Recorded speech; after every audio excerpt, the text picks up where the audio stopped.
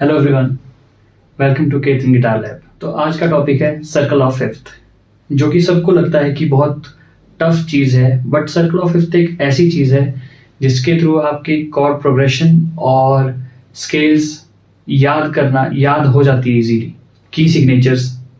तो चलिए वीडियो को स्टार्ट करते हैं और समझते हैं सर्कल ऑफ फिफ्थ है क्या। तो सर्कल ऑफ फिफ्थ सबसे पहले स्टार्ट होता है आपका सी से। सी आपकी एक मेन स्केल मानी जाती है, जो स्टैंडर्ड स्केलिंग मानी जाती है। तो सर्कल ऑफ फिफ्थ चलता कैसे है? वो फिफ्थ टू फिफ्थ जंप करता है। जैसे सी का fifth C, C D E F G, G, तो देन जी, सी का फिफ्थ जी, देन जी का फिफ्थ डी। ये इसके लिए थोड़ी सी आपको पहले स्केलिंग याद होनी बहुत जरूरी है। डी का फिफ्थ ए का फिफ्थ ई का फिफ्थ बी का फिफ्थ एफ शार्प का फिफ्थ सी शार्प का फिफ्थ जी शार्प का फिफ्थ डी शार्प का फिफ्थ ए शार्प का fifth F.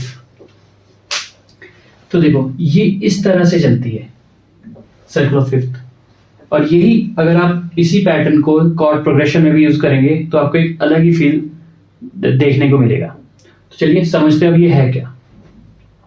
C circle of fifth से आप बहुत से गानों के प्रोग्रेशन निकाल सकते हो। जैसे फॉर एग्जांपल एक कैसे हुआ, ठीक है, तो कैसे हुआ आपका बी माइनर से गाना, बट उसका सेकंड कॉर्ड ही जो है वो एफ शार्प है। तो अब ये किस तरह से निकला? बी का जो फिफ्थ है वो एफ शार्प है, तो यानी बी माइनर से है वो गाना। तो बी माइनर की स्केल में फिफ्थ नोट आ जाता है एफ शार्प, तो एफ शार्प भी माइनर है, तो यहां पर ये एफ शार्प यूज हो गया इसका। तो इस तरीके से आपके स्केल्स आपके जो सर्कल ऑफ फिफ्थ है वो जंप करता है स्केल्स के अंदर और कॉर्ड्स के अंदर। अब की सिग्नेचर्स क्या है?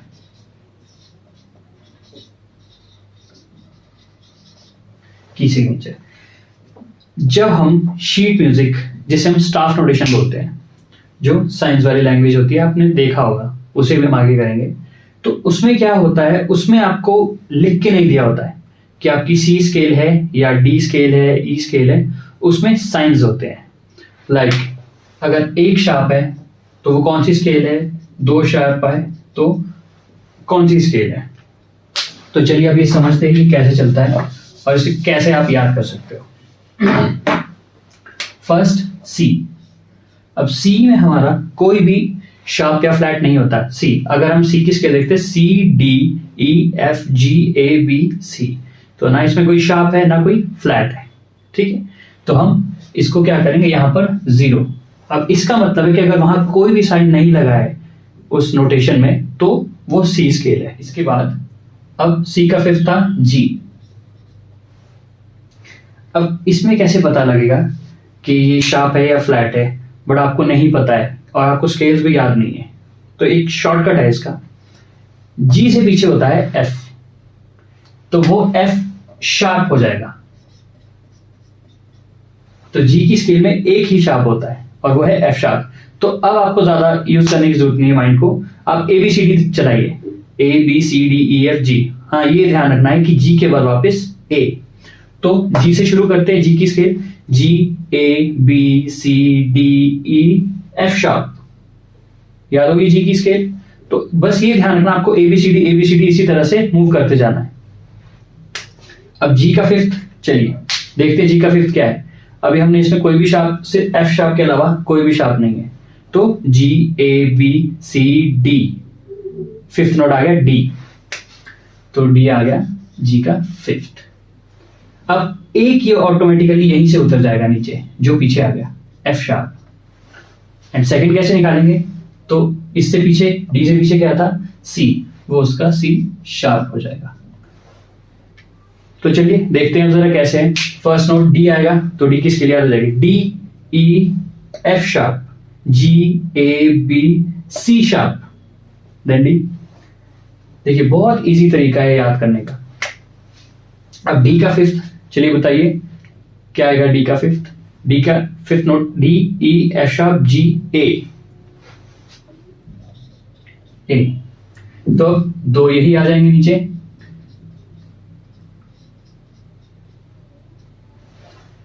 और ए से पीछे क्या होता है जी, तो थर्ड जी शार्प आ जाएगा। तो आप ऑर्डर देखिए, एक शार्प किस में होता है जी में, दो शार्प किस में होते हैं डी में, तीन शार्प किस में होते हैं ए में। तो देख लीजिए बस, अब इसकी भी स्केल ऐसी याद हो जाएगी, ए बी, अब सी आ रहा है तो वो सी शार्प हो जाएगा, D E F, F sharp हो जाएगा, देन जी भी शार्प हो जाएगा, वापस ए।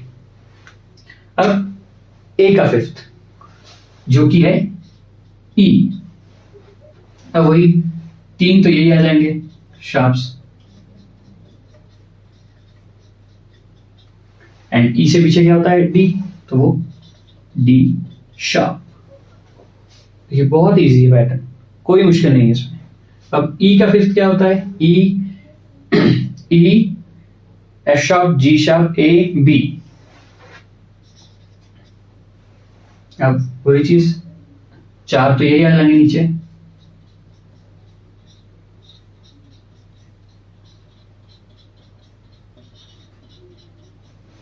एंड एक पीछे आ जाएगा क्या, बी से पीछे होता है ए, देन वो ए शार्प हो जाएगा। चैनल को प्लीज सब्सक्राइब भी जरूर करें, बहुत मेहनत से आप लोगों के लिए टॉपिक्स और वीडियो बनाता हूँ। प्लीज सब्सक्राइब भी जरूर करें ताकि आप नए नए लेसन इसी तरह सीखते रहें। मैं आपको ज्यादातर वही लेसन बताऊंगा जो आपको जरूरी है समझना। मैं फालतू लेसन नहीं कराऊंगा कि आपको मैं भी एक्स्ट्रा या एडवांस कोर्स करा दूं या एडवांस चीजें बता दूं और जो आपको समझ ही ना है। आपके लिए जो बेसिक है, बेसिक आना जरूरी है, मैं वही कराऊंगा। तो फिर बी के बाद एफ शार्प, तो एफ शार्प में चार पांच तो वही आ जाएंगे जो पीछे वाली स्केल में थे आपके, जो कि थे, एक तो खुद ही एफ शार्प था, फिर सी शार्प था, देन जी शार्प, फिर था डी शार्प, ए शार्प। देखिए पांच तो वही आगे जो पीछे वाली स्केल में थे। अब नेक्स्ट एफ शार्प से पीछे होता है एफ। यहां थोड़ा सा आपको कंफ्यूजन आ सकता है, अब समझिए थोड़ा सा। जब हम शीट म्यूजिक करते हैं या स्टाफ नोटेशन करते हैं, उसमें हमारे पास अलग जगह नहीं होती है, या तो वहां एफ शार्प ही आ सकता है या एफ ही आ सकता है, ठीक है। तो इसके लिए क्या करना पड़ेगा हमारे को, एफ शार्प से पीछे एफ आता है तो दोनों आगे, एफ भी आगे एफ शार्प भी आगे, तो हम एफ का नाम चेंज कर देंगे इसमें, उसका नाम हो जाएगा ई शार्प, जिसकी वजह से इसमें छह शार्प्स आ जाएंगे। काउंटिंग भी हमें बराबर रखनी है ना, तो इस वजह से क्या हो जाएगा, एफ हमने एफ का नाम कर दिया ई शार्प। शार्प का मतलब क्या होता है, आगे करना, तो अगर हम ई के आगे शार्प लगा देते हैं तो ऑटोमेटिकली एफ बन जाता है, ठीक है। देन एफ शार्प का फिफ्थ सी शार्प। अब वही पांच तो यही उतर जाएंगे,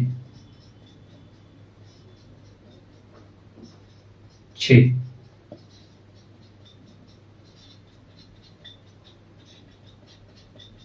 अब सी शार्प से पीछे, इसमें भी सेम पैटर्न, सी शार्प से पीछे आता है सी, तो ऑलरेडी हम सी को यूज कर चुके, मतलब as a sharp, as in sharp. तो हम क्या करेंगे, सी का नाम चेंज कर देंगे, उसे क्या करेंगे हम बी शार्प।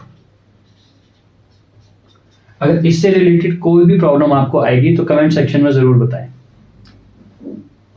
तो देखिए क्या हुआ, अब इसमें 6 आ गए थे शार्प और इसमें 7, 1 2 3 4 5 6 7। अब मैं आपको थोड़ा सा समझाता हूं, ये हम, आप इसको नोटबुक पे जरूर उतारें, आपको ज्यादा समझ आएगा। अब जैसे समझिए, ये हमारी स्टाफ नोटेशन होती है, इसके ऊपर मैं एक अलग से वीडियो बताऊंगा आपको, ठीक है। तो इसमें क्या होता है, जैसे मान लीजिए एफ है तो आपका शार्प भी यहीं आएगा और नॉर्मल भी यहीं आएगा, ठीक है। तो इसके लिए अलग जगह नहीं होती है, तो हम क्या करते हैं, नाम चेंज करना पड़ता है, हमें थोड़ा सा जुगाड़ मारना पड़ता है इसमें, कि किसी का नाम चेंज कर दिया, किसी को फ्लैट कर दिया, ठीक है। अब समझिए, अब जैसे हमने साइन लगाने, जैसे मान लीजिए कि एक शार्प बता दिया यहां पर, अभी कौन सी स्केल होगी, ये है की सिग्नेचर्स। एक शार्प आया तो आपकी जी स्केल हो गई, ठीक है। 2 शार्प्स आ गए तो डी स्केल हो गई, 3 शार्प्स आ गए, सॉरी 3 शार्प्स आ गए तो आपकी ए हो गई, 4 आ गए तो फिर ई होगी। तो इसी तरह से की सिग्नेचर्स को यूज किया जाता है ताकि आप उसको याद कर सकें। अब ये तो हो गए हमारे शार्प्स वाले। अब इसमें फ्लैट्स कैसे यूज करते हैं। अब देखिए जैसे कि एफ स्केल है हमारी, अब टेक्निकली देखने में तो एफ में भी एक ही शार्प होता है, F G A sharp, B C D E and F. लेकिन उसमें क्या करेंगे अब हम, नाम शिफ्ट करना पड़ेगा। ए शार्प को हम बी फ्लैट भी बोलते हैं। तो अब हम फ्लैट्स की काउंटिंग में शुरू करेंगे। एफ में आ गया आपका एक फ्लैट यानी बी फ्लैट, ठीक। और इसको ऐसे समझ लिए कि ये सर्कल ऑफ फोर्थ आ गया। वैसे मैं थोड़ा सा कंटेंट से बाहर जा रहा हूं, टॉपिक से बाहर, बट इसी के अंदर आपका सर्कल ऑफ फोर्थ भी चलता है। जैसे सर्कल ऑफ फिफ्थ होता है वैसे फोर्थ भी चलता है। जैसे एफ का fourth note F G A B flat, ठीक है, तो फोर्थ नोट वो फ्लैट हो जाएगा यानी ए शार्प को ही हम बी फ्लैट बोलते हैं। तो एफ के बाद आ जाएगा, एफ का जो आपका एक फ्लैट आना है उसमें वो कौन सा आएगा, बी फ्लैट। क्यों? क्योंकि उसका फोर्थ नोट है। अब हम इसी को अगला बनाएंगे, अब बी फ्लैट। अब एक तो खुद आ गया इसमें बी फ्लैट, दूसरा फ्लैट क्या आएगा, वही इसका फोर्थ बी फ्लैट यानी ए शार्प, ठीक है। अब ए शार्प का फोर्थ क्या होता है, A sharp C D D sharp. इसको ऐसे समझे कि जब आप स्केल क्रिएट करते हो थर्ड और फोर्थ नोट एक साथ होता है, बाकी सब में गैप होता है। तो बी फ्लैट का फोर्थ नोट आ गया ई फ्लैट, ठीक। अब अगर 2 फ्लैट्स है तो बी फ्लैट आ जाएगा। अब इसी को नेक्स्ट बनाएंगे हम, 2 तो ये खुद ही उतर जाएंगे नीचे। अब ई फ्लैट का फोर्थ यानी डी शार्प का, तो D sharp F G G sharp यानी ए फ्लैट, तो थर्ड आ गया इसमें ए फ्लैट। एंड फिर ए फ्लैट को ही बनाएंगे अब हम, तो 3 तो यही आ गए। एंड इसका फोर्थ आ जाएगा आपका सी शार्प यानी डी फ्लैट। तो ये रहे आपके और 12th की सिग्नेचर्स, ठीक है। ये सर्कल ऑफ फिफ्थ के अंदर ही आता है क्योंकि उसी से ये रिलेट कर रहा है ना।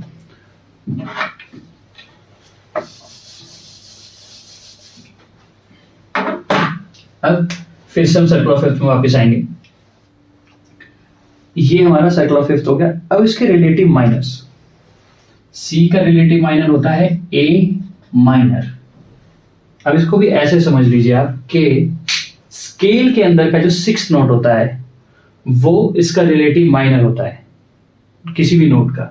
जैसे आपने सी डी ई एफ जी ए आपका 6th नोट था, तो वो ए नोट आपका रिलेटिव माइनर बन जाएगा इसका। वैसा ही जी, अब जी का रिलेटिव माइनर क्या होगा, काउंट करिए, जी ए बी सी डी ई, तो जी का रिलेटिव माइनर हो जाएगा ई माइनर। वैसे इसको आप यहां से इस तरह से भी शिफ्ट कर सकते हैं, बट प्रॉपर एग्जैक्टली समझने के लिए आपको ये फॉर्मूला पैटर्न बता रहा हूं। अब डी का 6th बी, देन इसका रिलेटिव माइनर हो जाएगा डी बी माइनर। फिर ए का एफ शार्प माइनर, ई का सी शार्प माइनर, फिर बी का G sharp minor,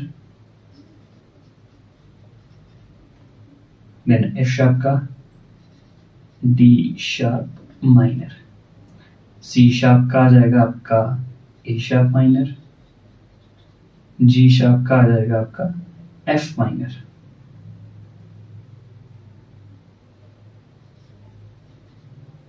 F minor, then F D sharp minor का आपका आ जाएगा डी शार्प की स्केल का आ जाएगा सी माइनर, देन सी का 5th जी माइनर, देन जी का 5th डी माइनर, ठीक है। तो ये पैटर्न ऐसे चलता है। देखिए यहाँ से A E B F sharp C sharp G sharp D sharp A sharp then F C G and D. यानी अब आप सी के साथ ए माइनर को भी यूज कर सकते हो, जी के साथ ई माइनर भी यूज कर सकते हो। इस तरह से ये पैटर्न चलता है। अगर आपको ये टॉपिक पसंद आ रहा है या मेरे लेसन पसंद आ रहे हैं तो please do subscribe my YouTube channel and next video मिलते हैं नेक्स्ट लेसन के साथ।